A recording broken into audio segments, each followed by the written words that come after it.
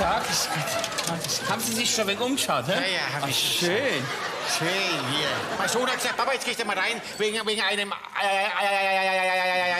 iPhone. Aber das ist ja die Frage, was wollen Sie alles damit machen? Telefonieren. Telefonieren? Mit dem iPhone? Wer macht denn sowas? Dafür ist das nicht erfunden worden. Nicht? Da nutzt man die ganzen Internetdienste, die drauf sind. Da kann man SMSen, da kann man WhatsAppen, da kann man Twittern. Gut, da kommt es darauf an, wollen Sie es viel nutzen oder wollen Sie es wenig nutzen? Wollen Sie erst mal einsteigen mit einer Prepaid-Karten? Wem? Mit einer Prepaid-Karten. Na, wir heizen mit Öl. Bei uns in der ganzen Siedlung hat keiner mehr Brikett oder Kohle.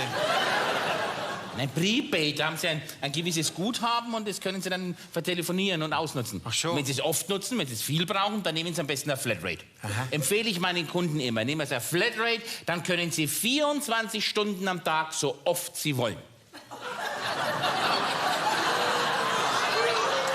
Das habe ich auch noch nicht gewusst, dass sowas gibt. Ja, das nutzt mittlerweile jeder dritte Deutsche. 24 Stunden. Ja,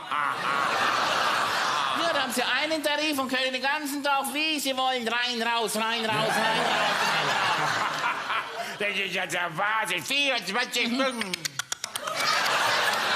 Das nützt mir ja gar nichts. Ich bin ja schon 8 Stunden im Geschäft. Ja, im Geschäft kann man es doch auch nutzen. Um Gottes Willen. Bitte. Ich bin Altenpfleger.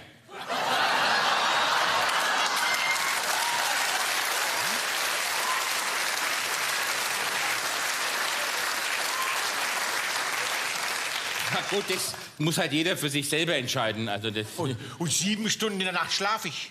ja, im Schlaf kann man es doch auch nutzen. Gerade wenn man ein großes Volumen hat. Ja, da kann man es über Nacht downloaden und in der Früh, wenn man es braucht, fährt man es hoch.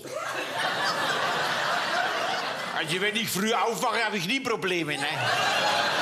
Ja, ist ja gut, Sie müssen ja bloß darauf achten, dass Sie noch Saft drauf haben. Ja, mit dem Sack drauf haben. Ja, aber das sehen Sie ja oben rechts an dem Balken, sehen Sie es ja. Je kleiner der Balken, umso weniger Saft haben Sie drauf. Nein. In der Mitte ist das, in der Mitte. Nein, in der Mitte ist die Antenne. Antenne ist auch gut, die Antenne, genau. Hallo. Ja, darum empfehle ich ja meine Kunden immer, am besten, sage ich immer, über Nacht hinten den Stecker drin lassen. Genau.